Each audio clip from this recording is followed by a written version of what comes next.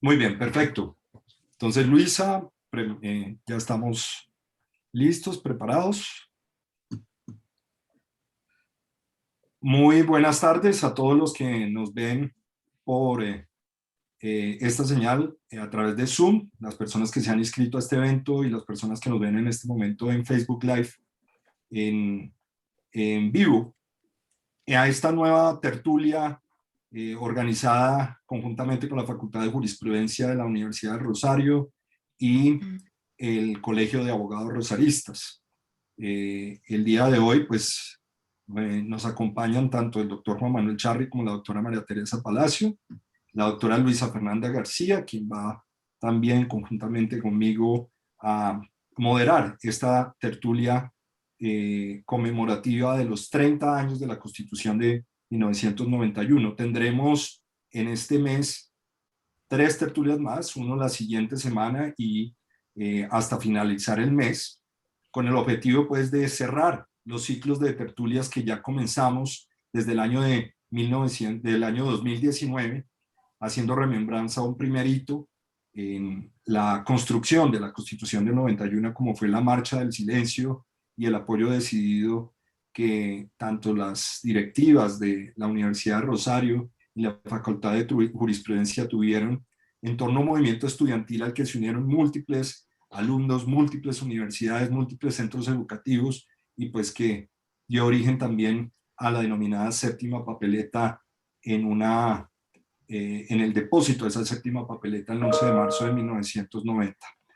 Adicionalmente hemos tenido la oportunidad en ya estos ya casi 2 años de ciclos de tertulias en hacer remembranza también a esos hechos, no solo el de la séptima papeleta, sino de los hitos que dieron lugar a la Constitución, como fue el decreto legislativo 927 del 3 de mayo de 1990, en donde se ordenaba a las autoridades electorales contabilizar los votos que se depositaran en las elecciones presidenciales de ese momento, en donde resultó elegido el presidente César Gaviria Trujillo, y con anterioridad, pues, ese decreto lo había expedido el presidente Virgilio Barco.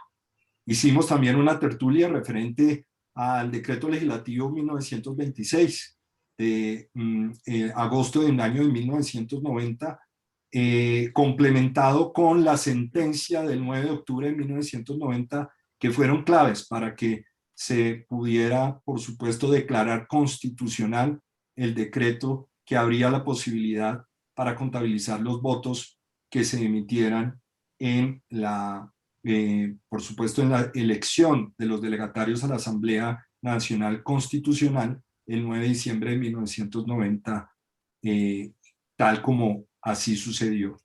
Y, por supuesto, las elecciones, también hemos hecho remembranza a las elecciones del 9 de diciembre de 1990, la convocatoria que se hizo, por supuesto, la elección de los delegatarios a la Asamblea Nacional Constituyente. Y en este trasegar, pues hemos tenido detalles y también algunas posturas que, como en aquella época no eran uniformes, aún esos debates pues fueron dándose en esas tertulias que hicimos el año antepasado, el año pasado, y que hoy vamos culminando con esta primera tertulia de este ciclo final de tertulias en conmemoración de los 30 años de la Constitución de 1991. A propósito de esa promulgación de la Constitución, el 4 de julio de 1991, en el Salón Elíptico del Congreso de la República por los presidentes de la Asamblea Constituyente, el doctor Álvaro Gómez Hurtado, el doctor Horacio Serpa Uribe y el doctor Antonio Navarro Wolf. Para estos efectos, pues voy a dejar la presentación de nuestros conferencistas a la doctora Luisa Fernanda García, a quien me doy la bienvenida. Doctora Luisa Fernanda, muchas gracias y adelante. Bueno, gracias, doctor Francisco, por esta invitación al Colegio de Abogados, a nuestros panelistas y a todos los asistentes. Pues para nosotros es realmente un momento muy importante, no solamente pues como colombianos, sino también como rosaristas, conmemorar los 30 años de la Constitución, porque pues es innegable la participación decidida de los rosaristas en todo el proceso constituyente. Y prueba de ello, pues efectivamente tenemos a la doctora María Palacio Jaramillo, María Teresa Palacios, perdón, y al doctor Juan Manuel Char. Entonces, creo que no necesitan presentación, pero principalmente la doctora María Teresa Palacios es abogada de la Universidad del Rosario, actualmente es presidenta de la firma Palacio Yuv García Abogados, es catedrática de Derecho Público, catedrática de Contratación Estatal en la maestría y en posgrados, tanto en la Universidad de los Andes como en la Universidad del Rosario, igualmente en la Universidad Javeriana.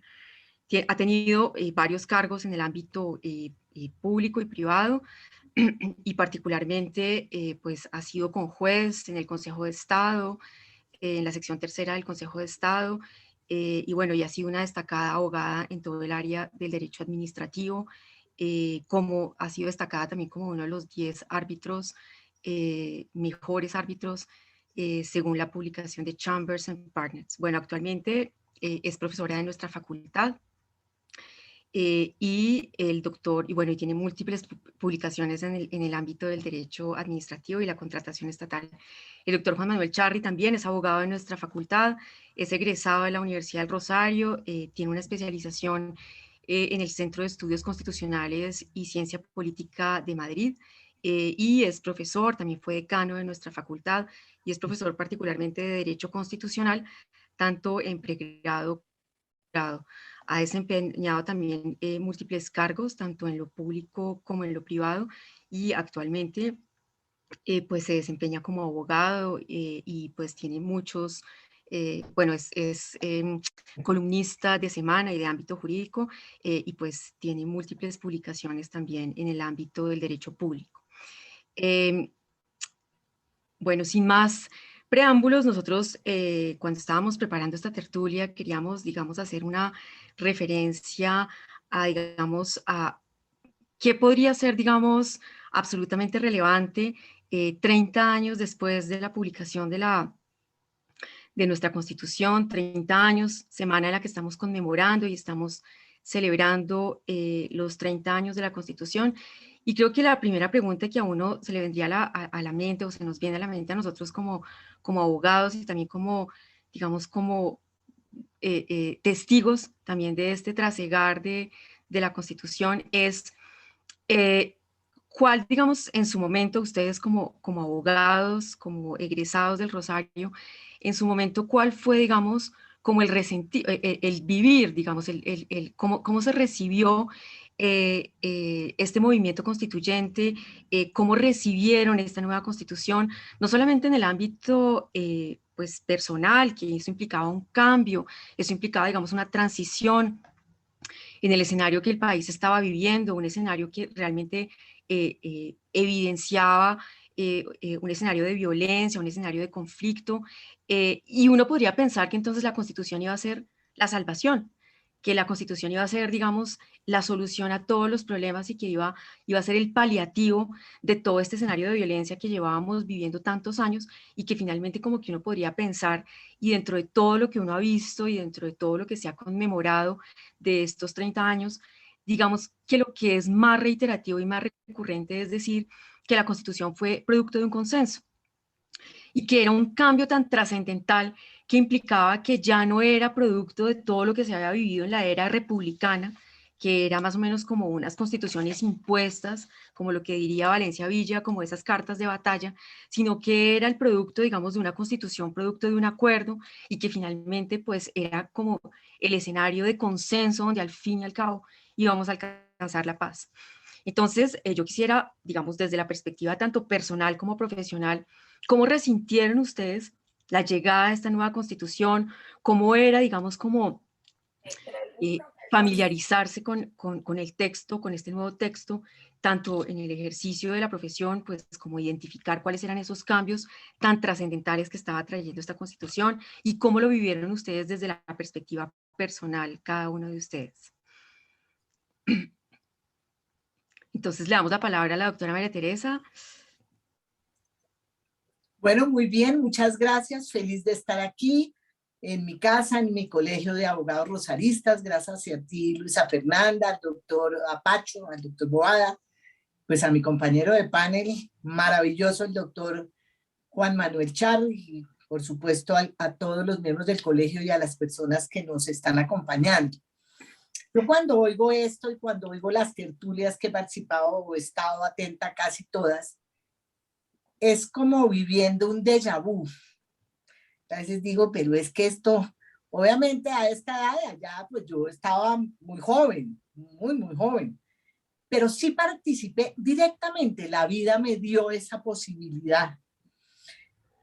Ya les voy a contar un poco esas experiencias personales, porque antes de decir cómo me cayó la nueva constitución, yo estuve ahí metida. Pues obviamente no fue constituyente, ni más faltaba, yo pues estaba muy joven, pero sí cargué maleta, cargué ladrillo. Y eso nos permite tener una visión de ver nuestros grandes maestros. Ya les cuento un poco, pero digo que vivo un déjà vu cuando los oigo. Porque en ese momento me acuerdo que mi maestro, quien me llevó a trabajar en este proyecto en el gobierno de Barco, que yo empecé desde antes, mucho antes de la Constitución. El presidente Barco, de alguna manera, pues fue una persona que estuvo muy metida en lo que posteriormente fue la Constitución del 91. Y me acuerdo que en ese momento el doctor Alberto Hernández Mora, que era un maestro y que fue el que hizo una comisión, pues de mis niños, nos decía él. Luego lo que posteriormente ustedes recordarán como el Kinder de Gaviria. En ese momento mis niños éramos 2 niñas o 3 niñas, pero digamos niñas estábamos la doctora Patricia Mier Barros y yo. Y la doctora pues Adelaida, que era un poco más guía, etcétera. Pero mis niñas de Alberto Hernández, trabajando de la mano con él durante un año, desde el año 86 en adelante, hacíamos grupos de trabajo, porque vuelvo y les repito, nosotros trabajamos en el gobierno de Barco para armar todo este tema.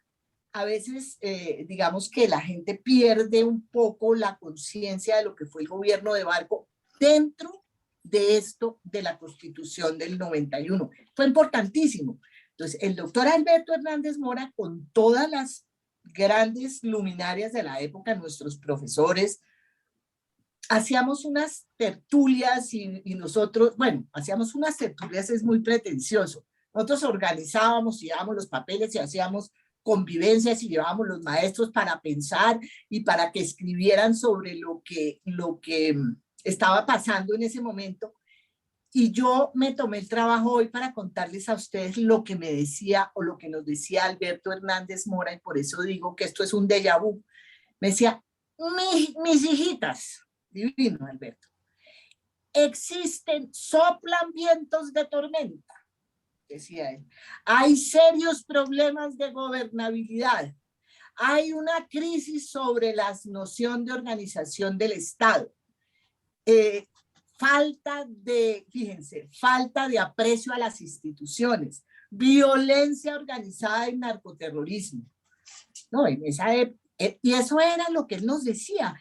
Hay que tratar, porque soplan vientos de tormenta, y él muy bello nos decía con toda esa fuerza de su alma.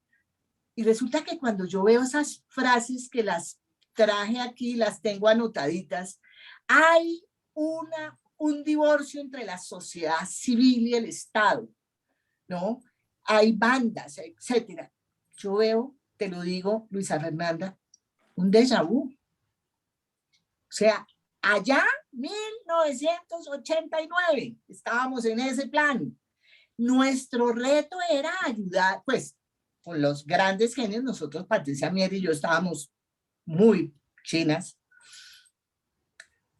Estos eran los problemas que había que atacar en su momento. Entonces, digamos que el gran interrogante y la gran preocupación de Alberto Hernández Mora y del presidente Barco, que nos hacía quedar hasta las 10 de la noche con Alberto Hernández cuadrando todas las cosas, era: hay que democratizar la economía, mis chinitas.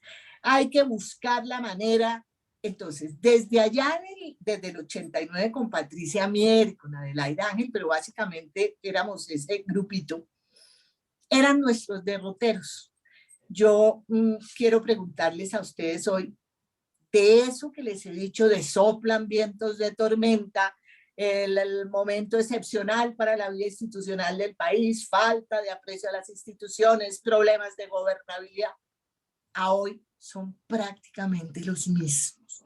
Eso me lleva a concluir que el problema no es de normas, como a veces pretendemos nosotros los colombianos. No, es que eso sí, no, eso es. Tenemos una muy buena constitución, pues se podrá mejorar, pero digamos que la constitución sí fue un proceso democrático. A mí me tocó, yo tuve que viajar al Bichar, al Baupés, con una maleta corriendo, llegamos por la noche eso fue un proceso democrático, pero es que el problema no es de normas, el problema es de madurez del país, de actitudes personales. Luego de ese momento, ya en la Asamblea Nacional Constituyente, a mí me destacaron, o destacaron no de que me privilegiaron, sino que me mandaron a la mesa de trabajo de democratización de la economía. Y eso marcó mi vida. Porque resulta que a mí me tocó en ese momento tomarle apuntes a los constituyentes de la mesa de trabajo de democratización basados en un artículo hermosísimo que había escrito el presidente Barco con todos los genios, y entonces nos dedicamos a mirar el tema de cómo democratizar la economía. ¿Cuál era el camino para democratizar la economía? Y a mí me tocó participar pues de tomadora de apuntes en la redacción de los artículos 333, 365 y 209 de la Constitución. Los traigo a colación, sé que no tengo sino unos pocos minutos porque son una belleza, porque es que el artículo 333 le da la vuelta. Colombia iba sobre todo a partir de la reforma constitucional del 68, en un modelo de Estado de corte monopólico público. Todos pues digamos que los grandes servicios públicos, el acueducto, la energía, estaban en manos de manera exclusiva y excluyente del Estado. Y este artículo 333 en una frase tranquila, sencilla, dice: la competencia es un derecho de todos. ¿De todos quiénes? El Estado, los particulares, personas naturales, jurídicas, otros gobiernos, otros estados. Entonces pasamos de ser un Estado monopólico público a ser un Estado competitivo, de corte desmonopolizado, desregulado. Luego eso se une con el 365, que dice que los servicios públicos los prestará el Estado directamente o indirectamente, los particulares como titulares de los servicios, ¿no? Bajo los principios del 209, principio de eficiencia, celeridad. Entonces el Estado cambia de un Estado monopólico público a un Estado competitivo. Y fíjense lo que pasa, que es divino. Año 91 Constitución, año 92 cambio de la estructura del Estado, totalmente, que también me tocó participar a mí en la redacción del artículo transitorio 20.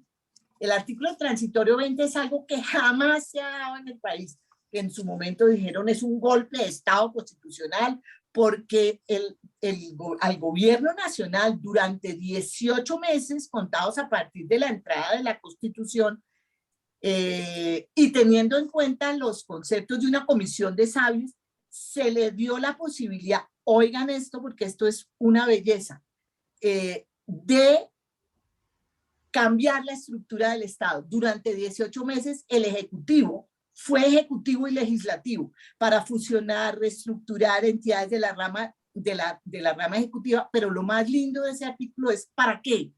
Para poner en consonancia el Estado con los mandatos de la nueva Constitución. Ese artículo. Entonces, en esos 18 meses, que además era increíble, pero se logró. Este país es una belleza, les digo. Se logró en 18 meses. Es que ni siquiera eran los 2 años, todos corríamos, pues yo cargaba ladrillos por todos lados. Se creó la Consejería para la Modernización del Estado, en cabeza en ese momento del doctor Jorge García González, y luego más adelante estuvo a cargo del doctor Jorge Hernán Cárdenas Santamaría. Y esos niños que habíamos estado en el 86 allá cargando ladrillos para todo esto, ¿no? Nos llevaron a la consejería para hacer realidad el artículo transitorio 20.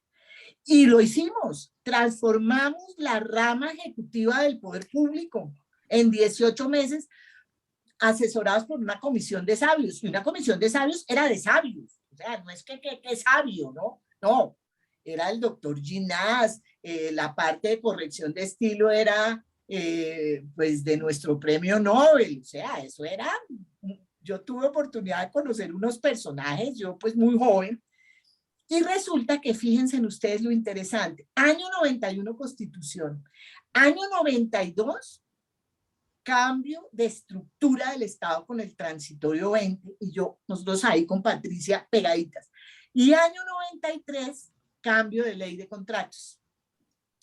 Uno diría, raras esas fechas, pues esto no es una casualidad, porque en el año 91 cambia el Estado a ser un Estado competitivo, en el año 92 cambia toda la estructura, porque era una estructura pesada, a ser una estructura mucho más lineal, democrática, para poder competir.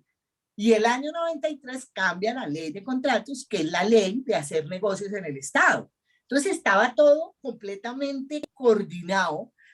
Tan coordinado estaba que después yo tuve la fortuna de que estuve ya en la comisión redactora de la ley 80. Entonces, fíjate, la maravilla para mí, mi privilegio, 86 con Barco, en toda la asamblea, allá en la Comisión de Democratización del Transitorio 20, luego en la Consejería para la Modernización con Jorge García y Jorge Hernán Cárdenas, y luego en la comisión redactora de la ley 80, que se hizo para eso, para poder competir. Por eso es que yo les decía y les digo a todos mis alumnos, no solo en pregrado, sino en maestría y en especialización, la ley 80 es el artículo más importante que tiene la ley 80, es el artículo 13 de la ley 80, que dice norma aplicable a la contratación, el Código Civil y el Código de Comercio, salvo lo que expresamente diga la ley. Luego, la ley 80 no es la ley de contratos. La ley de contratos es el Código Civil y el Código de Comercio, porque estaba hecha para competir. Era para eso. Entonces, 91 se cambia la costumbre. Mire el impacto tan bárbaro en el tema mío, pues soy contractualista pública.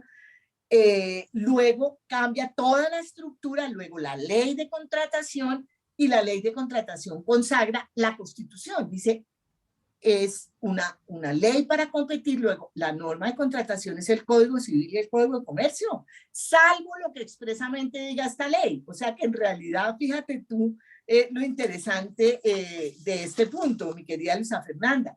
La ley de 80 no es la ley de contratos, es el salvo.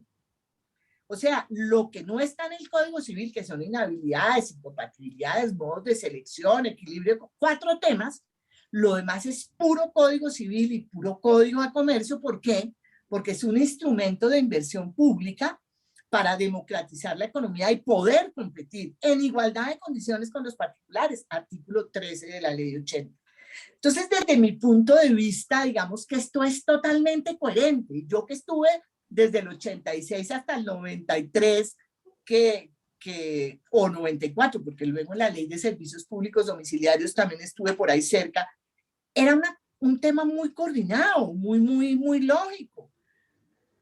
Luego, digamos que ya vino todo un tema ahí como de lucha entre la Constitución del 86 y la del 91, y había personas que resentían mucho esa autonomía de la voluntad, y etcétera. Entonces ya la 1150 se volvió reglamentarista y se volvió otra cosa, ya no era una ley de principios como la ley 80, se empezó a desviar. Y en este momento, ¿qué veo yo? Luisa Fernanda, veo que vuelve a haber algún debate que no está verbalizado entre los amantes de la Constitución del 86 y los que somos, y entre esos me sumo yo, la Constitución del 91. Ahora, tú nos preguntabas, bueno, y hacia futuro, ¿qué ven? Pues cumplir la Constitución, no tenemos que hacerle cambios, a menos de que queramos otro tipo de Estado. Si queremos volver al Estado monopólico público, pues toca desmontar esta cosa. Pero yo creo que con cumplirla tendrá cosas y ajustes, yo no digo que no, pero primero, tenerle que hacer una reforma a la Constitución del 91 de fondo, no creo que sea necesario. Ahí están las herramientas. Es que si Colombia aprendiera a cumplir lo que tiene escrito, es que tenemos una cosa tremenda de normas maravillosamente escritas, que son modelo inclusive en derecho comparado, pero no somos capaces de aplicarlas.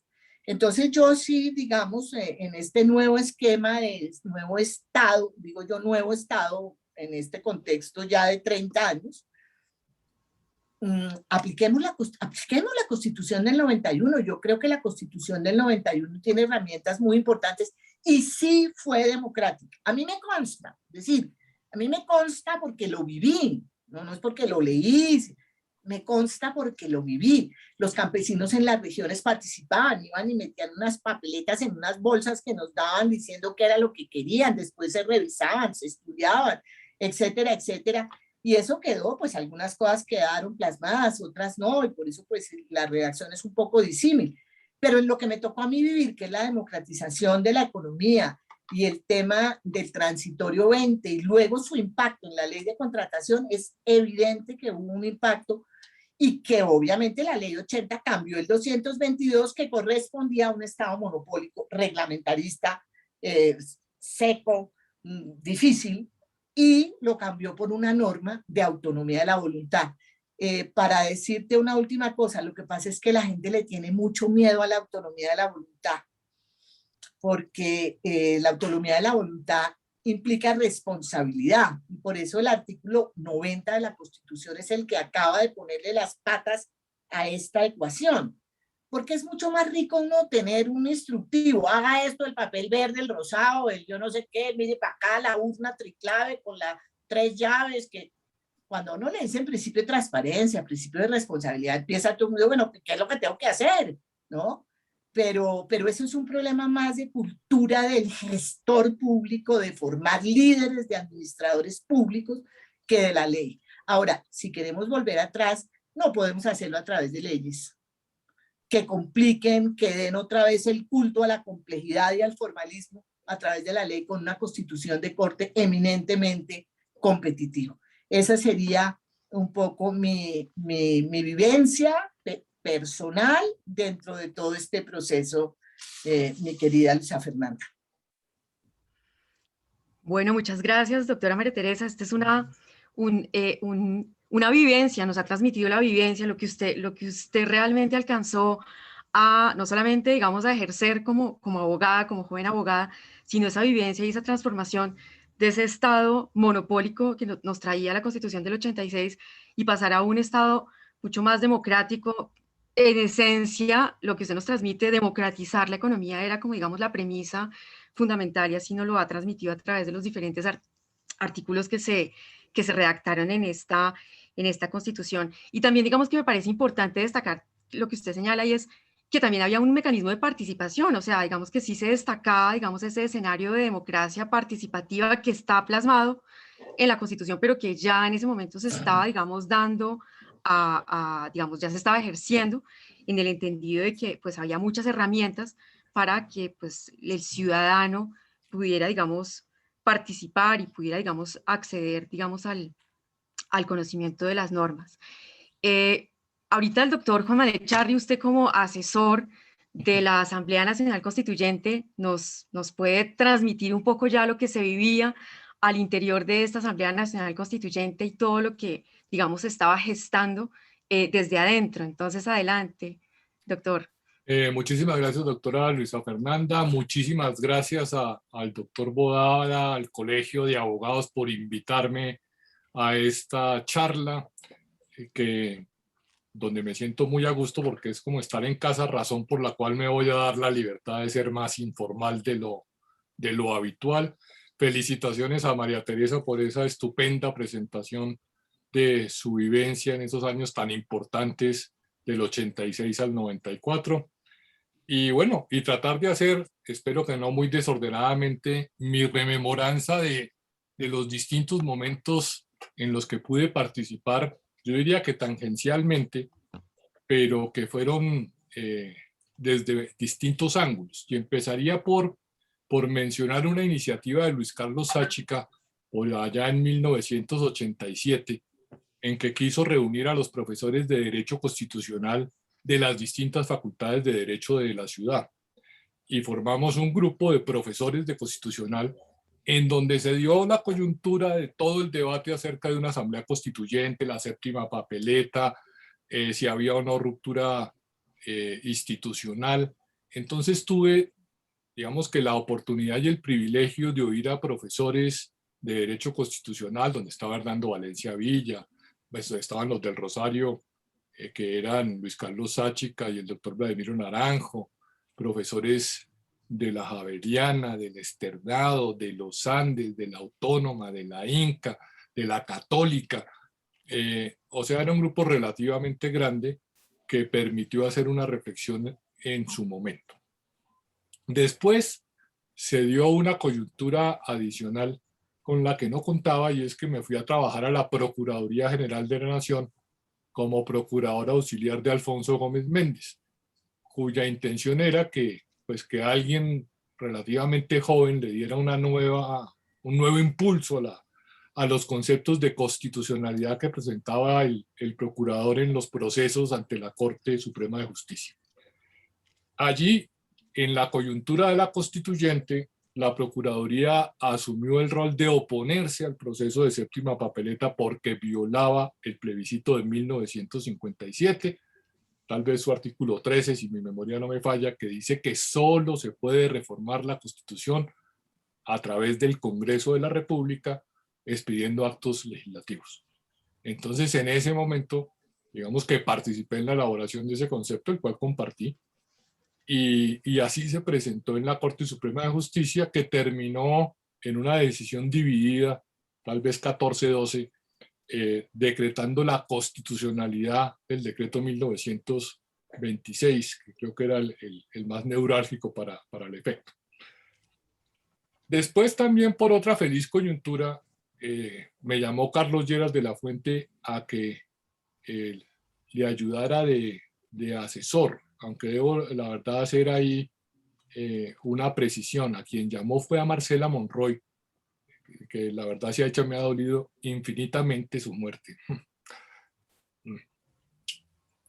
Y Marcela, tal vez por una coyuntura, estaban montando o queriendo montar un noticiero con María Isabel Rueda, y otra periodista declinó el ofrecimiento. Y entonces quedé yo ocupando la asesoría a Carlos Lleras, que inicialmente estaba destinada para que fuera Marcela Monroy. Invitamos a trabajar a Marcel Tangarife y hicimos pues el equipo, que era el que tenía un constituyente, que era un asesor y un asistente, y tuve la suerte de conocer a Carlos Lleras, que me resultó siendo una persona encantadora, exageradamente correcto, un gran trabajador, y donde nos tocó trabajar el tema de estructura del Estado, básicamente, lo cual fue muy interesante. Tal vez deba decirlo, yo lo digo en broma, pero al final es en serio, que tenemos una constitución que no es. Porque el 4 de julio se proclamó un texto que no existía, que solo se vino a poder publicar el 7 de julio, después de muchos tropiezos. Tropiezos en donde se perdió el articulado que la constituyente había aprobado, se perdió en un computador. Hubo toda suerte de suspicacias, si había sido el M-19 para torpedear la constituyente, si realmente había sido un accidente informático o no. O sea, hubo un momento de caos al interior de la constituyente porque se perdieron los artículos. Los artículos aprobados, pues, se habían borrado del computador. Tocó hacer un trabajo de arqueología interno de 2 o 3 días de intenso trabajo para poder rescatar más o menos lo que se había aprobado. Se logró, por supuesto. Y muy a las carreras, porque la constituyente tuvo un proceso interesante en el sentido de que fue un proceso inductivo y no como suelen ser un proceso a partir de un proyecto, que generalmente es el proyecto del gobierno. Aquí había muchos proyectos, uno de ellos el del gobierno, y otros presentados por distintas agremiaciones y partidos políticos, así como mesas de trabajo que presentaron propuestas parciales. Y el constituyente tenía que analizarlas todas para tratar de hacer una síntesis y poderla llevar al debate. Entonces fue un proceso que yo no conozco antecedentes, debe haberlos en el derecho comparado, un proceso de síntesis de distintas propuestas. Y fue muy juicioso al principio. Lo que fue el trabajo de las comisiones y del primer debate plenario fue un trabajo muy concienzudo, muy detenido, pero una vez que se acabó esa primera etapa y se perdieron los artículos, la constituyente tuvo que empezar a correr y el tiempo, digamos que no había sido bien concebido y se acababa. Entonces, el segundo debate, que supuestamente debía ser sobre un texto integrado, que era el texto del primer debate, no se dio en esa forma, sino se dio en la medida en que se fueron recuperando los artículos, se iban mandando a la plenaria para ese segundo debate. De tal forma que el 4 de julio no había texto. Y sin embargo se hizo la proclamación. Ahí hubo toda suerte de suspicacias, que se dijo que había falsedad, que había, bueno, lo que fuera. Y el 7 de agosto finalmente, llévenselo por favor, el 7 de agosto finalmente se publicó la Constitución. Gaceta 114. Lo cierto es que esa Gaceta traía artículos repetidos, traía errores, y entonces vino un poco la crítica. Hombre, ¿cómo así que acá está 2 veces el artículo de libertad de expresión, en el artículo 20 y en el 67? Esto está mal hecho. Y entonces se hizo una revisión y se publicó la Gaceta 116 a los 2 o 3 días corrigiendo los errores. Pero persistían algunos, lo que llevó a que unos funcionarios de la Secretaría de la Constituyente pues trataran de organizar la codificación, y ellos hicieron un trabajo que se publicó en la Gaceta 127, que es la Constitución que actualmente utilizamos. Entonces yo digo, si uno es purista, realmente lo que se expidió fue la 114. Después vinieron certificaciones de Jacobo Pérez, que era el secretario general, haciendo las precisiones, y eso permitía concluir otro texto, que fue el de la 116, pero después vino un trabajo de los empleados de relatoría o de secretaría que hizo los últimos ajustes, y es la Constitución que inicialmente se publicó en todas las imprentas públicas y privadas y la que empezamos a aplicar. Eso fue una gran experiencia, y el trabajo con Carlos Lleras, digamos que para mí fue muy satisfactorio, y digamos, por coyunturas de la vida salí para la Comisión Especial Legislativa, que era un órgano que debía controlar al gobierno nacional, en el sentido de que la constituyente le daba facultades extraordinarias para que expidiera decretos leyes que permitieran empezar a aplicar la Constitución de manera inmediata. El gran riesgo que se vivía al interior de la constituyente era que la clase política iba a deshacer lo que hiciera la constituyente. Entonces se temía una contrarreforma de naturaleza política, de la clase política, contra los constituyentes, que habían sido, digamos, más académicos, más técnicos, que no habían estado al vaivén de las fuerzas políticas, por lo menos en principio.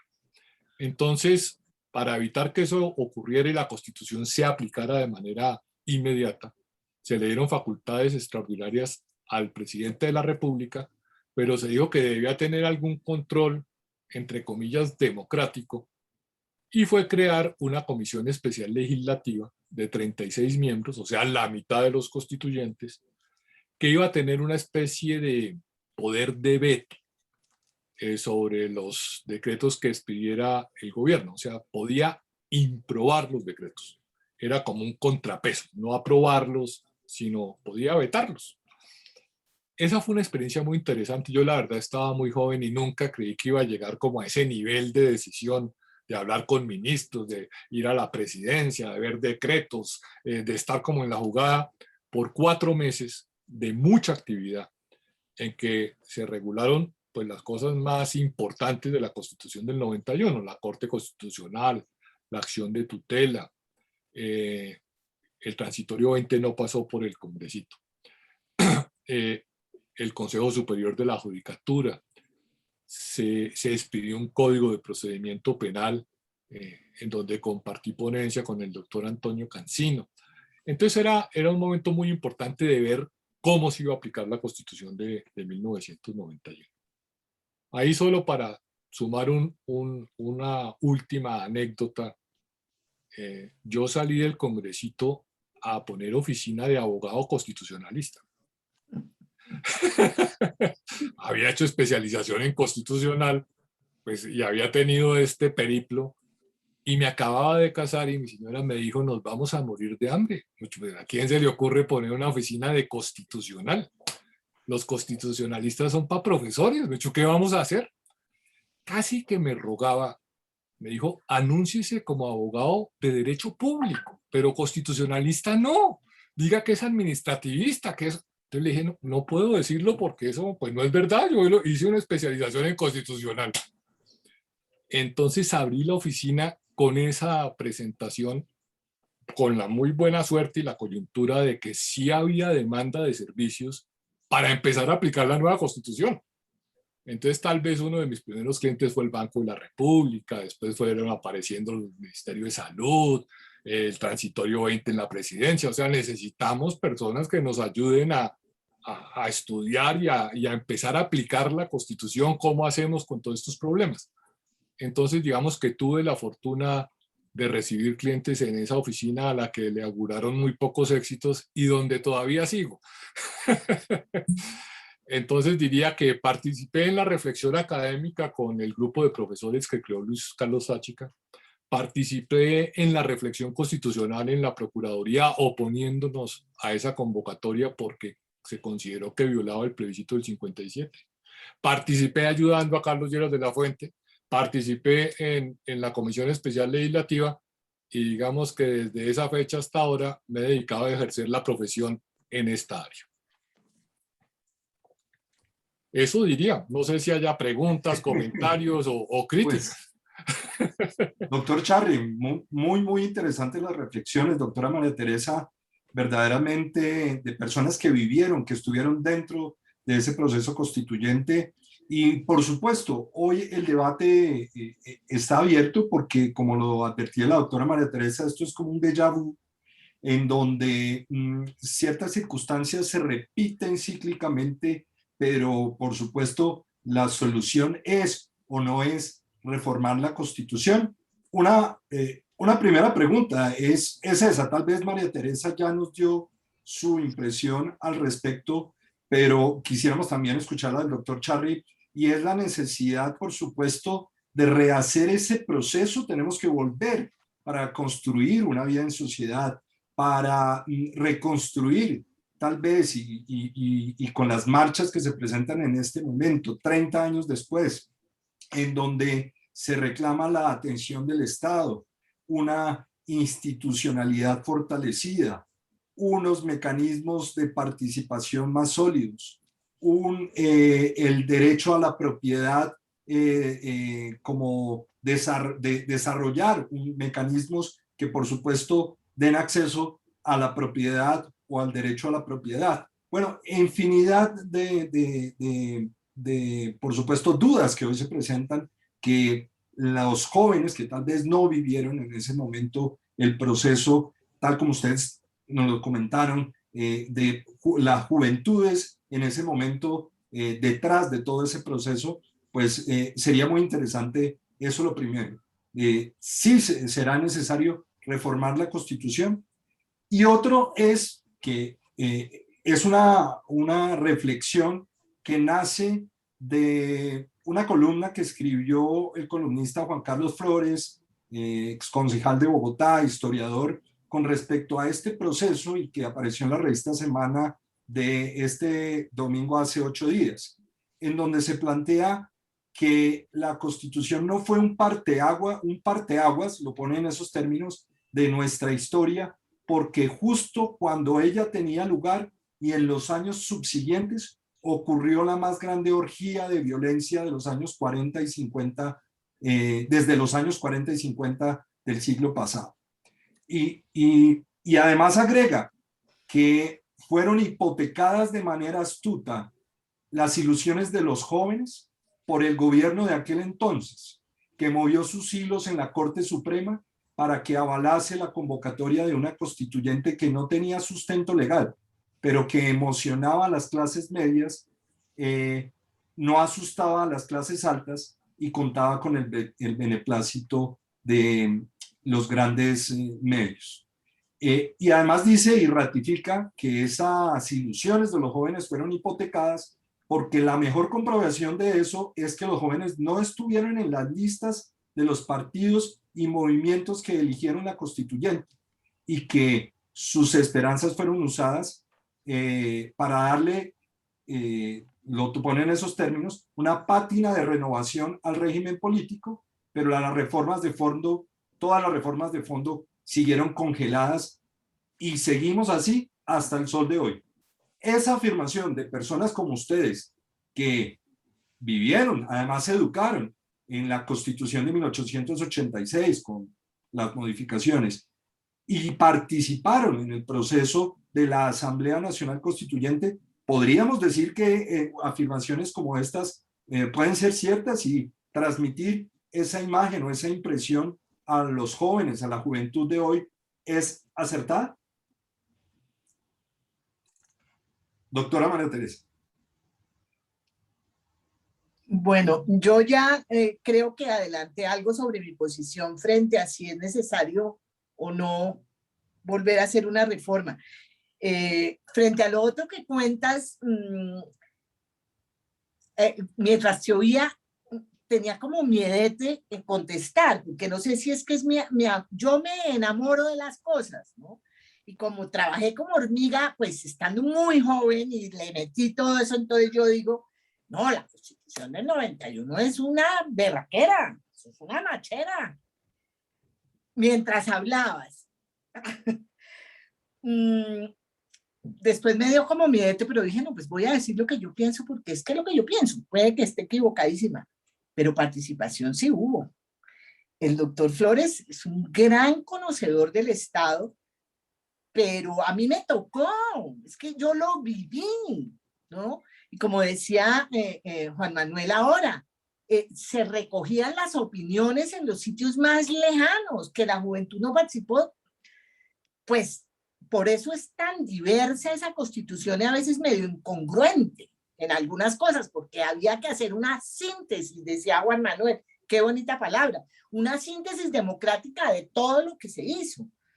Ahora, que lo único que hizo fue darle como una comidilla a las barras bravas, pues tampoco creo que, por lo menos en mi área que es la que conozco, porque no quiero meterme en otras porque no me siento segura, en mi área de la contratación estatal cambió la historia de la contratación estatal en Colombia. Es totalmente. Es decir, si tú coges el 222, que es para la Constitución del 86, lo que la Ley 80 es para la Constitución del 91, es otro tipo de Estado. Es decir, eso sí se hizo realidad. Se democratizó la contratación.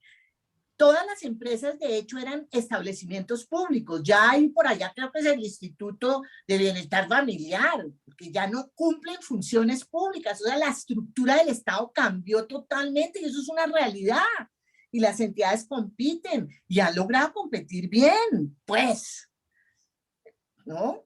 O sea, Colombia pudo dar el salto. Yo por lo menos en mi área veo que sí fue impactante. Ya me imagino lo que estarás pensando. Sí, doctora, pero la corrupción sigue igual y todo sigue igual. Pues no sigue igual.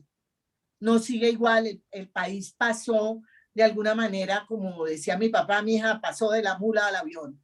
Pues aquí pasó del avión DC-3 al jet. Yo creo que aquí sí nos ha ido con complicaciones, que este es un país corrupto, pues no más o menos que otro, pero es que nos costó trabajo engranar. Nos costó trabajo engranar porque la Constitución será totalmente distinta, pero yo creo que lo hemos logrado. Yo tengo fe, tengo mucha esperanza en lo que pueda pasar, y esto que estamos viviendo, pues sí, vuelvo a decir, es un déjà vu. Ahora, que dependa de otra Constitución, no creo que sea el camino adecuado. Depende de que nos sentemos tranquilos y ponderados a mirar qué es lo que pasa y qué es lo que queremos realmente. y que es lo que necesitamos con un diálogo amplio, desprevenido y dejando tanta cosa angustiosa y tanta violencia del corazón, y nos pongamos a pensar en el país. Yo creo que con lo que hay se puede salir adelante. Doctor Charri. Gracias, doctora María Teresa. Bueno, doctor Francisco, mil gracias. Yo soy menos optimista que la doctora María Teresa en ese punto. Y ha sido un debate que he tenido con mis compañeros, pues, de generación, que participamos de una u otra forma en la expedición de la Constitución del 91. Digamos que todos la defendemos, tiene cosas muy importantes: la Carta de Derechos, la acción de tutela, la participación ciudadana.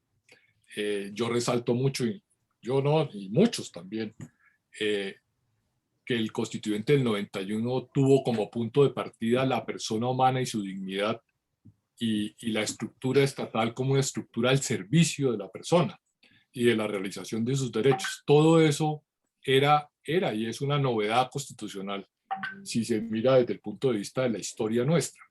Pero cuando uno empieza a ver las instituciones, empiezan los dolores de cabeza. Entonces, para mencionar algunos: el régimen de partidos políticos. Entonces uno dice, bueno, es que no funciona bien y se ha tenido que reformar y tocó cambiar los mínimos que estaban muy bajos. Llegamos a tener cerca de 75 partidos en los primeros años de la constituyente, tocó elevar el umbral, surgió la figura de las bancadas, las responsabilidades, etc. Y yo me atrevería a decir que aún hoy ese régimen no ha encontrado una solución acertada. Entonces, tenemos ahí un tema, digamos, de por medio. Y buena parte de la corrupción, creemos algunos, nace en la financiación de las campañas y en la mala relación que ha sido persistente, no de este gobierno ni del anterior, de los gobiernos con el Congreso, que suelen ser relaciones lamentablemente perniciosas, de participación burocrática, de cupos indicativos del presupuesto, que hacen que el funcionamiento no sea el indicado, en buena medida por falta de partidos, porque es que el canal de comunicación entre el gobierno y el Congreso debían ser las mayorías electorales en ambos órganos. O sea, un partido que gana las elecciones, tiene mayoría en el Congreso y pone presidente, pues no tiene ese problema. Pero acá hemos tenido presidentes con un senador o con dos, que hacen muy difícil el funcionamiento. Pasa uno a la rama judicial y se encuentra con que, y me da pena, voy a abusar de la confianza, pero los jueces se desbordaron. La Corte Constitucional corrió los linderos. La tutela dejó de ser para derechos fundamentales y se trasladó a los derechos económicos y sociales. Se modularon los fallos. Una serie de cosas que no existían empezaron a ser permeados por nuevas ideas, por el derecho comparado, y tenemos lo que se llama un juez activista, que algunos calificamos en hiperactivista. Y entonces decimos, algo no está bien. Digo yo, tenemos una rama judicial hipertrofiada. O sea, muchas cabezas, muchas jurisdicciones, 2 consejos, 2 cortes, una fiscalía muy poderosa, ahora una justicia especial de paz, y todos altas corporaciones que generan choques de trenes con una tutela que se salió en el punto más delicado, que es la tutela contra sentencias, un tema que no se ha podido arreglar. Digamos, convivimos con él, y la Corte Constitucional le ha bajado un poco el tono, pero lo tiene ahí. A los demás les incomoda que la Corte Constitucional les deje sin efectos sus sentencias. Entonces diría, no está bien. Si uno pasa a los organismos de control, pues no sé ustedes qué opinen, pero digamos, la reforma a la Contraloría, en mi opinión, fue un retroceso. Diría que la Procuraduría en un alto porcentaje se ha burocratizado y se han politizado. Allí llegan personas que quieren salir a hacer política y jueces que quieren salir a hacer política. Entonces, algo no quedó bien. Tenemos un aparato estatal que debía ser pequeño, por lo menos en la concepción del constituyente, y con mucha fuerza territorial, o sea, en departamentos y municipios, con buena descentralización, y tenemos una especie de niño hipertrofiado con parálisis en las manos, o sea, una gran cabeza que se piensa en las cosas desde Bogotá y una imposibilidad de ejecución en el territorio, donde de hecho el Estado no llega a todos los lugares del territorio y permite que haya, pues, bandas de delincuentes, ya sea políticos o de narcotráfico, que generen la propia ley en los territorios apartados donde no hace presencia el Estado. Entonces tenemos además un régimen territorial que tampoco funciona adecuadamente, donde se le dio autonomía a las entidades territoriales y hoy la reclaman y se sienten, digamos, dependientes de los recursos estatales, donde las políticas se hacen en Bogotá, un régimen de regalías que debía repartir los recursos que se obtienen de la explotación de los recursos naturales no renovables que están en caja porque no pueden tramitar los proyectos porque no saben cómo, y entonces no fluyen los recursos existiendo. Con esto lo que quiero decir, y no va a ser un examen, digamos, capítulo por capítulo, es que los defensores de la Constitución estamos de acuerdo en defenderla en abstracto, pero cuando bajamos a los puntos concretos, pues encontramos que muchas cosas no funcionan como se quería o como se creía. A eso yo le sumaría que la Constitución del 91, para mí por lo menos, fue la solución de una coyuntura política y social muy particular, que fue la guerra de los carteles de la droga contra el Estado, la incorporación del M-19 a la vida política, y digamos que el Estado logró salir de una crisis que quienes la vivimos, pues por lo menos en mi caso la vivimos con terror, que eran las bombas en los centros comerciales, la locura del narcotráfico pagando por la muerte de policías, una bomba en un avión en vuelo, todo para oponerse a la extradición de nacionales colombianos que efectivamente la Constitución prohibió y que en el gobierno Samper, bajo la presión del gobierno norteamericano, se restableció. Entonces creo que fue una Constitución de coyuntura que nos ayudó a solucionar un problema muy grave y le dio una esperanza a la sociedad y logró avanzar desde el punto de vista constitucional, tarde pero avanzar. O sea, la tutela es algo que todos de alguna forma destacamos, pero si la contrastamos con el amparo mexicano o con la acción de protección de derechos austriaca, pues hombre, el derecho de amparo mexicano es de 1876 tal vez, y la acción de protección de derechos europea es de 1920. O sea, llegamos con un siglo de retraso, lo celebramos, pero llegamos. Digamos que no quiero tampoco desvalorizarlo, pero llegamos tarde. Entonces, creo que fue una constitución de coyuntura, que fue la luz al final del túnel, que solucionó la guerra con los carteles de la droga, que le permitió al M-19 reincorporarse en la vida política de manera efectiva, con una participación importante, con influencia en las decisiones. O sea, no fue una incorporación formal ni nada de eso, no fue perfecta, por supuesto. No se reincorporó las FARC y fue un gran dolor de cabeza que de alguna forma lo estamos viviendo por decisiones posteriores. Entonces yo digo, si repasamos la historia constitucional, lamentablemente no hemos encontrado nuestro equilibrio, no hemos resuelto el conflicto, no hemos encontrado una carta constitucional que nos permita movernos, las vivimos cambiando, tenemos, digamos, calificamos la Constitución como mito y ahí queremos poner las soluciones, pero pienso que sí hay que hacer pues no sé si utilizar palabras trilladas, pero sí tenemos que resolver un conflicto que no hemos resuelto en la vida republicana. Nosotros nos la pasamos en guerra, nos la pasamos haciendo amnistías y no logramos resolver el problema. Y como diría Hernando Valencia Villa, cada vez que tratamos de resolver el problema redactamos una constitución y más o menos sirve. Pienso que en esta coyuntura no es el mejor momento. Yo me siento realmente viviendo una nueva guerra. O sea, pienso que aquí está metido Venezuela y bueno, todo lo que ustedes quieran. En eso soy bastante fatalista. Digo, acá nos estamos jugando el pellejo y la estabilidad, todos por intereses, no de las personas que están en los héroes o en la Panamericana. Acá hay intereses de muy diverso orden que no se pueden desconocer y no sería el momento para una constituyente. Pero es la muestra de que no encontramos el equilibrio, de que nos cogieron débiles con la pandemia, de que la situación internacional no sirve, de que los venezolanos se están sacando el clavo de la guerra diplomática que les hicimos. Entonces, esto para decir que sí creo que hay que pensar, no sé, en cambiar las cosas, aunque no es la coyuntura. Primero tenemos que resolver esta difícil situación por la que estamos pasando. Doctor Charri, y en cuanto a esa afirmación que les planteaba de que las ilusiones de los jóvenes de la época fueron hipotecadas por el gobierno de ese entonces, ¿usted cree que eso, A ver, eso cala? Es un mensaje, por ejemplo, que podemos dar hoy a los jóvenes que viven actualmente y que no estuvieron en ese proceso. Me voy a referir a Juan Carlos Flores, que era, digamos, mi compañero de pupitre, pues del pupitre al lado en la Comisión Especial Legislativa.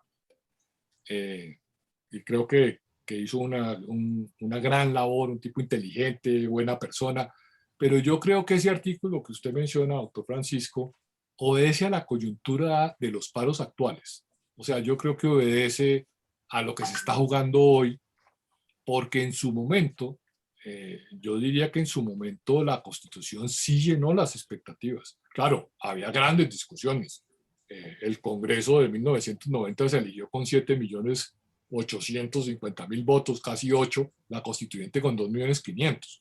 Entonces decían, no tiene la legitimidad, bueno, bla, bla. Seguramente había deficiencias, pero sí llenó una expectativa. Y diría que el gobierno de Gaviria le hizo un excelente marketing a la Constitución del 91. La gente creyó que había una nueva posibilidad, se repartió de nuevo el naipe y había unas nuevas posibilidades para todos. Y yo creo que en alguna medida se cumplieron. Y se le cumplieron a los jóvenes, al kinder de Gaviria, a los que llegaron a los ministerios, a las personas que entraron a hacer política del N19 en ese momento, a los que estábamos ahí, que entramos por otras opciones políticas, pudimos participar y tuvimos un papel que yo creo o siento que fue muy importante, que no se hubiera tenido de otra forma si no se da esa coyuntura de una nueva constitución. Si ahora podemos hablar de lo mismo, como le digo, pienso que estamos en pandemia y que esa pandemia ha sido aprovechada por intereses políticos y por intereses ilícitos. Entonces digo, estamos en la peor, y opinar ahora cuando el barco, digamos, tiene el agua a mitad de cuerpo y estamos sin saber qué hacer, no es lo más sensato. Digo, ahora tenemos que solucionar el problema y cuando ya las cosas retornen a la calma, miramos qué queremos hacer con el barco y qué cambios se le deben hacer. Muchas gracias. Doctora Luisa. Sí, yo quería, escuchándolos a ustedes, pues obviamente tenemos unas posiciones y yo creo que eso es como común a todos los, digamos, a todos los colombianos que hemos vivido, digamos, en estos 30 años de la Constitución y hemos vivido de cerca este proceso de consolidación. Uno puede entender que, pues, que la Constitución respondió, digamos, como lo decía el doctor Charri, a esa crisis institucional que se estaba viviendo en ese momento, fue como esa solución, como la doctora María Teresa también veía como que era una respuesta a esas debilidades que habían existido en la Constitución anterior y que era como la solución. Pero obviamente hoy vemos que pues estamos nuevamente en una crisis, independientemente de los paros, que pues eso es una coyuntura ya de hoy en día, pero creo que a lo largo de estos 30 años hay un cuestionamiento permanente y es la administración de justicia.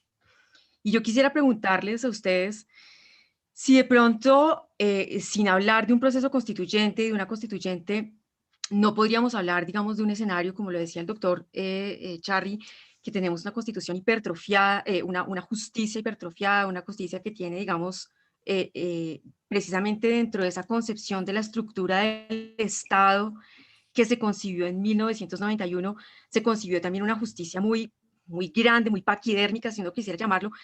No podría ser, digamos, como una leve solución hacer una reforma a la justicia y eventualmente, por ejemplo, garantizar un escenario de independencia judicial en ciertos casos, el escenario de la elección de los magistrados, la intervención, digamos, de los tres poderes en esas elecciones.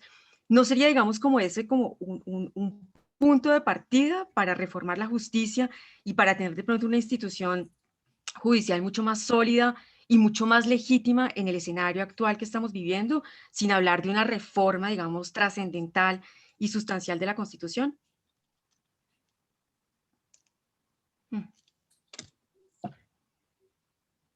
Bueno, a ver. Bueno, no sé si Sí, me alcanzaron a creo que- escuchar. Sí, sí, te oímos divinamente. Nos quedamos esperando es quién te contesta eso, pero yo me tomé la vocería de primeras. A ver, yo Adelante, sí adelante, creo y doctora. gracias, gracias. Sí. Yo sí estoy de acuerdo con Juan Manuel totalmente en que, pero fíjate lo curioso. Yo creo que hay un problema en la justicia muy grande, pero quiero traer a colación un tema muy puntual. A mí me gusta ser pragmática en las cosas. Sale hace relativamente poco un proyecto de modificación del Código Civil.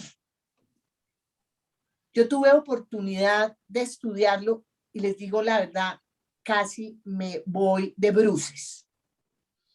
Porque, ¿y qué tiene eso que ver con lo que estás tú poniendo sobre el tapete? Pues tiene que ver todo, porque realmente en ese proyecto de Código Civil lo que se daba al juez es una hiperprotagonista, es que es el juez creador de ley, el juez creador, porque es que el papel del juez es de tomar la ley y aplicarla a un caso concreto. Esto era la cosa más loca del mundo, es decir, con todo respeto. Y así tuve oportunidad de escribirlo en varias publicaciones. Permitía, por ejemplo, cosas como esta. Es que el juez no tiene ese protagonismo. El juez es el juez, no es un legislador, no es un ejecutor de la rama ejecutiva. Entonces tenía, por ejemplo, la posibilidad de decir, si en un contrato, en este caso cualquiera, y digo cualquiera porque se aplica el Código Civil y el Código de Comercio a los contratos estatales, cuando una de las partes no estaba pidiendo el desequilibrio y él pensaba que estaba desequilibrado y pensaba que el contrato había que reorganizarlo por encima de la voluntad de las partes, pero esto era un ejemplo entre montones. Esto para qué lo traigo a colación, porque es que el papel del juez es muy importante y lo hemos visto, un juez legislando, un juez desbordado totalmente. ¿Y eso qué produce? Eso sí que, en mi sentido, desinstitucionaliza completamente, porque primero produce una inseguridad jurídica gravísima. Eso desinstitucionaliza, falta de aprecio a la institucionalidad, como decía mi maestro Alberto Hernández Mora hace 30 años, ¿no? Entonces, no sé, me parece que sí, la justicia hay que reformarla, estoy de acuerdo, eso se le deja a los expertos, yo no lo soy, pero en lo que a mí, en lo que conozco, en lo que a mí atañe, en lo que me toca manejar diariamente, los jueces, con todo respeto, yo soy juez del Consejo de Estado, soy árbitro, etcétera, pero los jueces están jugando un papel que en muchos casos no le corresponde, absolutamente no le corresponde.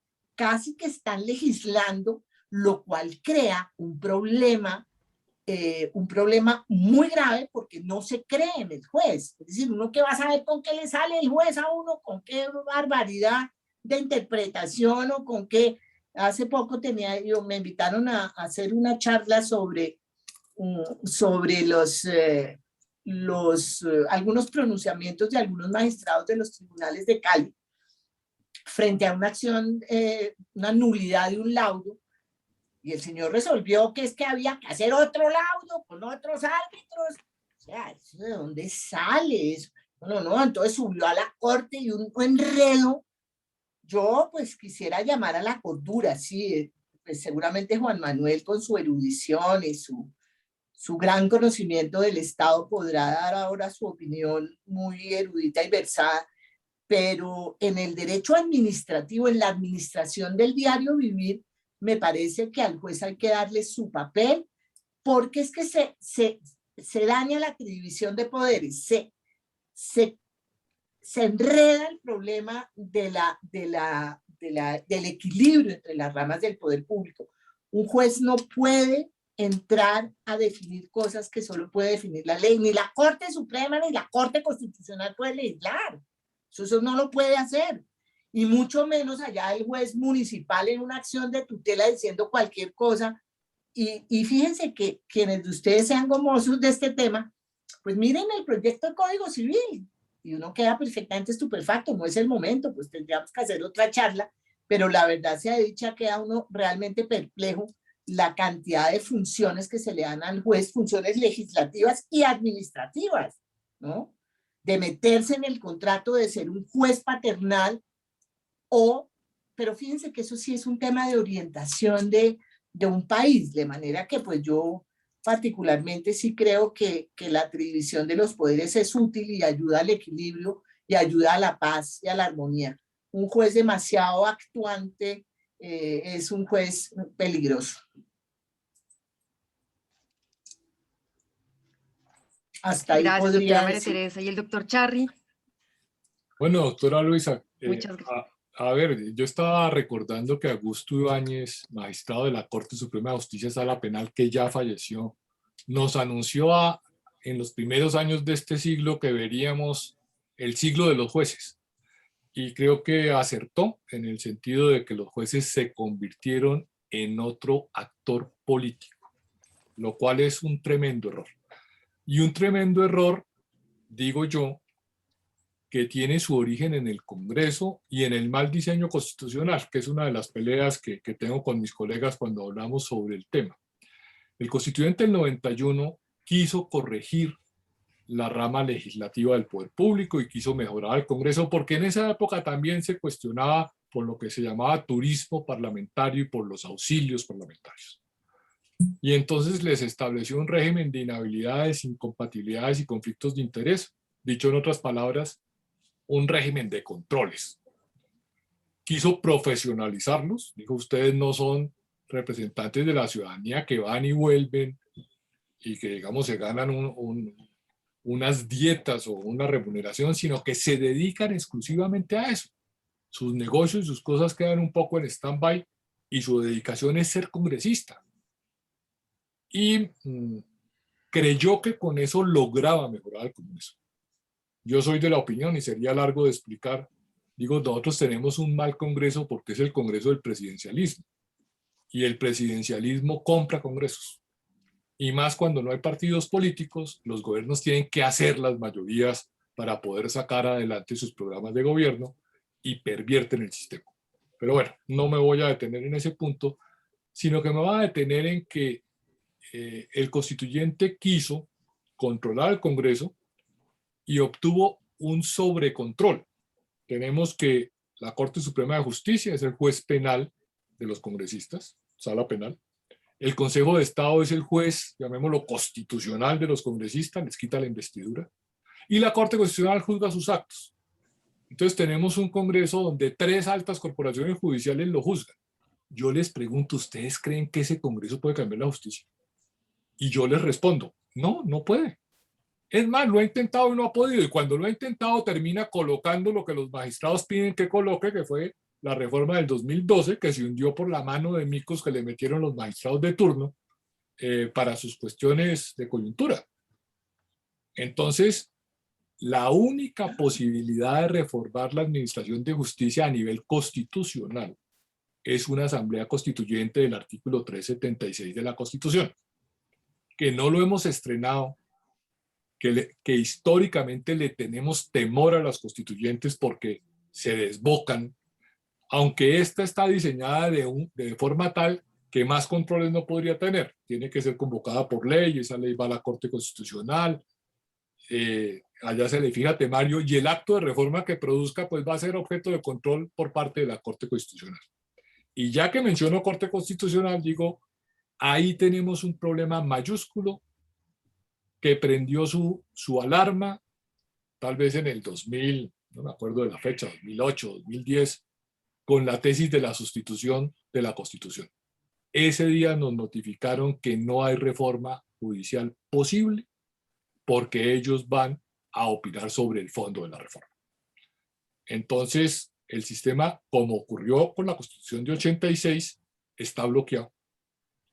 Y no tendremos reformas efectivas para el diseño de la estructura estatal y particularmente para la justicia, porque el sistema se bloqueó y los jueces ejercen control de fondo sobre las reformas constitucionales.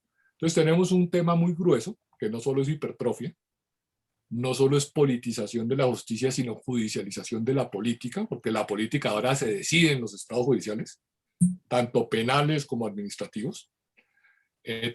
Seguimos teniendo un problema de congestión con distintos niveles dependiendo de la rama, pero sigue siendo una justicia lenta, es una justicia tardía. Tenemos en materia penal, y no es esta coyuntura del 91, es histórica. Tenemos altos índices de impunidad por encima del 90% para los delitos, a pesar de que tenemos fiscalía, unas cárceles hacinadas con la figura criticable del estado de cosas inconstitucional. Entonces digamos que estamos mal y no sabemos cómo arreglarlo.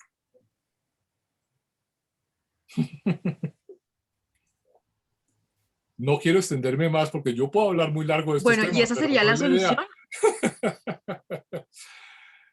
No, mire, la solución pasa... Y entonces nosotros Luisa, aquí, pues... la solución pasa por algo para lo cual no tengo respuesta, que es por la elección de los jueces. Venimos de la cooptación, que era muy molesta, que se nombraban los amigos. Y se excluían, digamos, los que no eran políticamente afines. Entonces se diseñaron los mecanismos que se diseñaron, que es una cooptación limitada para las cortes y un régimen mixto político que se tomó del sistema español para la Corte Constitucional. Yo digo, pues no funciona tampoco.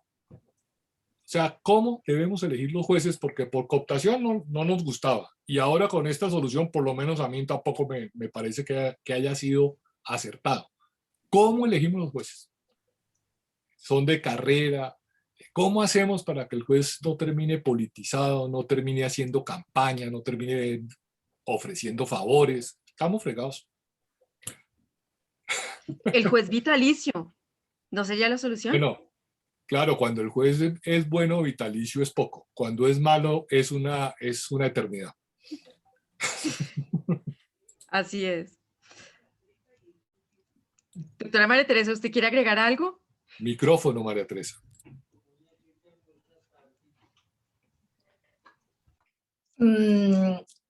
Pues sí, yo quisiera dar una última opinión.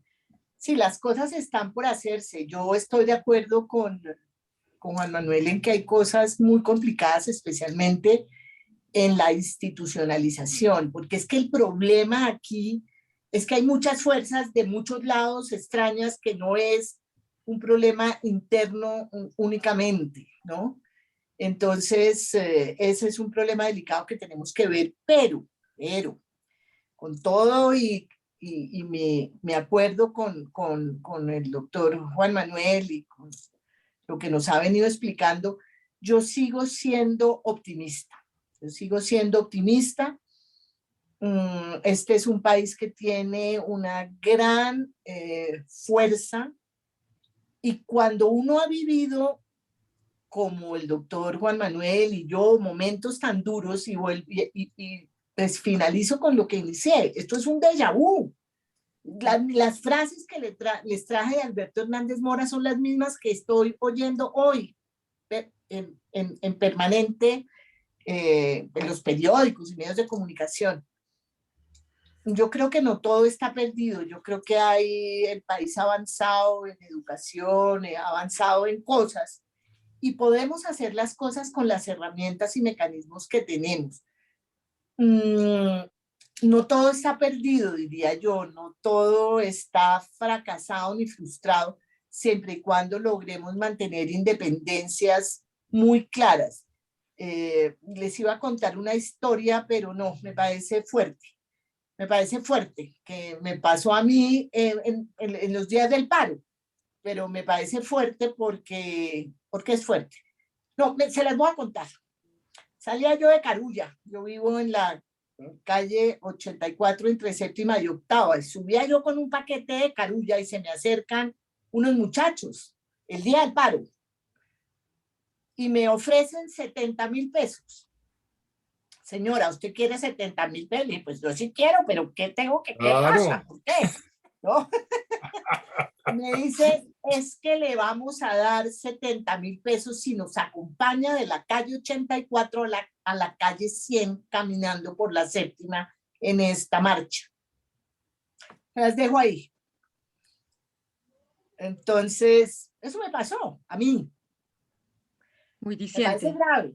Oye, ¿y qué hiciste con los 70.000 pesos? No, yo me morí del susto, no caminé ni para mi casa, ni a pie. Completar el mercado de Carulla.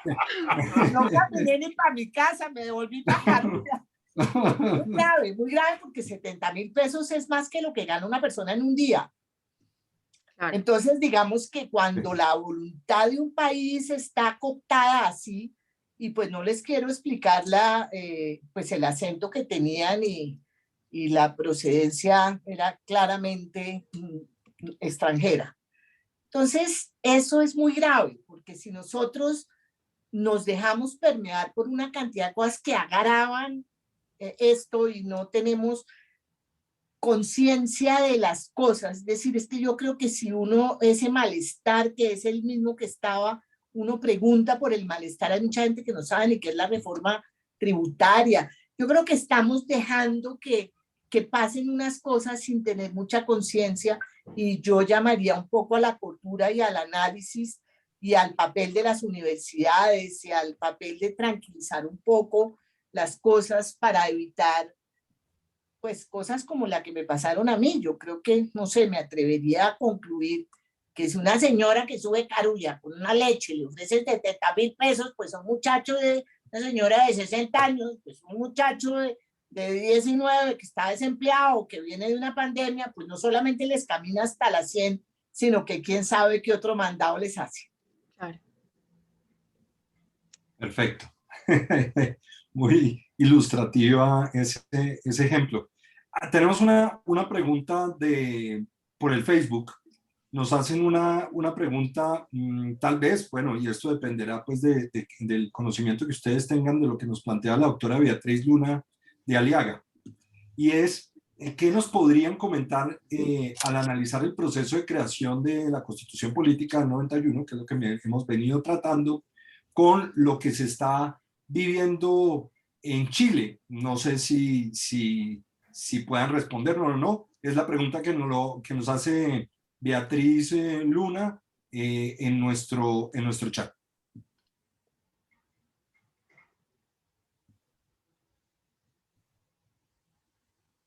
¿Vas tú, María Teresa, o voy yo? Doctora María Teresa. Dejémosle esto al doctor Juan Manuel. Bueno, ya vamos con unas muy precisas, muy puntuales Bueno, para nuestro cierre. Voy a tratar de ser breve. El proceso chileno es diferente al colombiano. Yo creo, y es discutible, por supuesto, que lo que ha ocurrido en Chile obedece a una campaña de difusión de la izquierda y las marchas fueron, digamos, una estrategia que le aplicaron a Chile y no le están aplicando a nosotros. O sea, yo creo que la coyuntura para la expedición de la Constitución chilena es un tema de una alta influencia geopolítica en Chile. La Constitución del 91 no tuvo esa influencia geopolítica porque no existía en esa forma, y lo que tuvo fue la presión del narcotráfico para quitar la extradición y la incorporación del M-19 que acababa de ingresar a la vida política. Entonces creo que son dos procesos distintos. La Constitución del 91 para mí es el inicio del siglo XXI. Acá lo de Chile, digamos que ya llevamos unos años más y obedece a otra coyuntura y a otro contexto. Gracias, doctor Charri. Doctora María Teresa. Pero, perdóname ahí, pero a mí sí me gustaría hacer una anotación pequeña. El proceso que vive Chile hoy, ¿no? Y la influencia para su constitución sí me parece que es bastante parecido al que tenemos nosotros acá. Es un tema de influencia geopolítica muy parecido, supremamente parecido. Si uno lee y realmente la infiltración de gobiernos de izquierda de Latinoamérica y específicamente venezolanos es muy fuerte y digamos que en eso veo una identidad supremamente peligrosa, no porque sea bueno o malo, yo no quiero hacer juicios de valor independientemente de mi pensamiento, pero sí creo que no es posible que no pongamos la atención y no centremos la atención en que lo que está pasando tiene una gran influencia geopolítica, tanto en Chile como en Colombia. Y se nos acercan las elecciones, ¿no? Entonces, simplemente dejo eso ahí. Bueno, agradecemos, hay muchas reflexiones, no preguntas en el chat del Zoom, que estamos viendo muchas reflexiones sobre lo que ustedes han dicho, sobre lo que ustedes han venido planteando. También hay una pregunta que ya refiere sobre todo a la materia contractual dirigida a la doctora María Teresa por el Facebook, sobre la apreciación que le merece la regulación de las actividades que adelanta Colombia Compra Eficiente, pero yo creo que eso será para un tema para tratar ya en un seminario, en una charla justo en materia de contratación pública. Entonces, pues yo creo que podríamos dejarlo para esa oportunidad y seguro vamos a tener un evento de esa naturaleza en nuestro colegio para profundizar no solo en este tema que plantea el doctor John Freddy Silva, sino en muchos más. Unos aspectos yo creo que ya para cerrar esta tertulia, y es dejar planteados en muy pocas palabras para ustedes los aspectos positivos y negativos del cambio constitucional. Si pueden resumirlo en 3 aspectos positivos, 3 aspectos negativos, muy brevemente para cerrar esta tertulia. Bueno, doctora María Teresa. Los 3 aspectos negativos, es decir, me adhiero totalmente a los temas tratados por el doctor Juan Manuel. El tema de la fiscalía, la manera como se organizó y se estructuró el tema de la Corte Constitucional. Bueno, ahí eso está claro. Temas positivos, prefiero dedicarme a los temas positivos. Los temas positivos en su momento, puede que hoy ya estén un poco desdibujados por la práctica porque es que volvemos a lo mismo, tenemos mucho miedo a la libertad. Colombia es un país que tiene miedo a la libertad, pero digamos que de los aspectos positivos es que la Constitución del 91 generó, por lo menos en el ámbito del derecho público, de la gestión pública, una gran posibilidad de volver a creer en la autonomía de la voluntad, no en las reglas, no en los temas intrincados de los trámites y de las formalidades. Claro que ahorita, te cuento ya porque sé lo que están pensando algunos, tenemos un rollo después de alguna ley por allá que cogió la ley 80 y la volvió chicuca, que era de principios porque no somos capaces de creer en los principios, y ya estamos en el 222, había 309 artículos, hoy tenemos más o menos unos 400 en contratación. O sea, fíjate lo que es, ¿no? Nos da tanto miedo la libertad y usar nuestra autonomía con tranquilidad, que la Contraloría, que la Procuraduría, pero si el propio artículo 90, que me parece un acierto divino, es que nos tiene que probar dolo o culpa grave. A todos los que doctora, que la Contraloría dice y la Procuraduría, hombre, agárrese del artículo 90 de la Constitución. Los brutos podemos seguir existiendo, pero no dolosos ni gravemente culposos. Entonces, hágale, pero eso da mucho miedo y uno no puede tampoco esperar del servidor público ni del contratista que cumple funciones públicas que sea un héroe y termine pues enredado con todas sus cuentas. Pero la verdad, si lográramos desde la academia aprender a usar nuestra autonomía de la voluntad, motivando las decisiones, otra cosa sucedería, que era la intención de la Constitución del 91, Pacho. Lo que pasa es que ahora, después de eso, se han venido dando unas leyes que son peores que, bueno, yo no digo peores porque el 222 en su momento fue maravilloso, son más tramitológicos y formales, porque es que al servidor o al contratista que cumple funciones públicas le es más fácil decir, usted coja su oferta y métala en una urna con 3 llaves a que le diga, es que usted tiene que velar por el principio de la transparencia o de la moralidad. Eso es bravo porque necesita pensar, pero a mí me tienen que probar dolo culpa grave. Luego, si nosotros lográramos entender la Constitución como un todo y entender que está lleno de garantías, yo creo que lograríamos hacer una gran gestión sin tanto temor y no puedo dejar de decir esto, tú me vas a matar, Pacho, pero yo creo que el papel de los organismos de control ha sido muy complicado, porque se asusta. Entonces, doctora, pero ¿cómo? Si yo tengo esta cosa, este proceso, esta licitación, la Contraloría me dice A y la Procuraduría me dice B, ¿yo qué hago? ¿Para dónde me meto? ¿Sí? Entonces, crea un desajuste y no tenemos gerentes públicos, sino funcionarios asustados, contratistas asustados, interventores asustados. Si tú me preguntaras hoy, doctora María T., en Colombia hay corrupción, hay más miedo y hay más desinformación que corrupción. Pues sí, hay corrupción, pero uno no sabe si está frente a un corrupto o un señor que está en pánico, con razón, porque es que no puede uno poner también sus intereses y los de sus herederos en manos de unos jueces que dicen cualquier cosa, o de unos organismos de control, o de la misma fiscalía, que no saben, no sabe de penal, pero no tienen idea de que el delito, no, es que si les contara algunas historias se morían de la risa. Pero, un momentico, que en una sesión de un contrato han debido abrir licitación, no, es que eso es una cosa que está en el Código Civil, ¿cuál licitación? No, que para las sesiones necesitamos licitación. No, entonces dice uno, no, qué desinformación, qué cosa. Entonces la vida de la gente en poder de eso es muy miedoso. Pero para eso yo llamo. Ahí está el 90, dolo o culpa grave. Los brutos podemos seguir existiendo, Pacho. Gracias, María Teresa. Doctor Charri.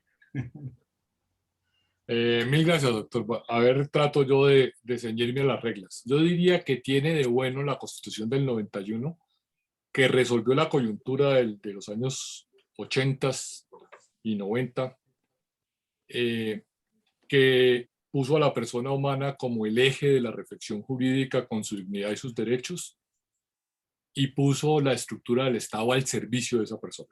Yo creo que eso conceptualmente es muy valioso. ¿Cuáles son los problemas de la Constitución del 91? Yo diría que es la hipertrofia. Se hipertrofió el sector central, se hipertrofió la justicia, o sea, se sobreactuaron, se extendieron y digamos que corrieron las cercas y se están extralimitando. El Estado se nos desbordó. Perfecto. Doctora Luisa Fernanda, ¿alguna Bueno, una última pregunta para los dos. pregunta de cierre así ya? Ya una pregunta muy sencilla. ¿Habrá 40 años de la Constitución? ¿Llegaremos?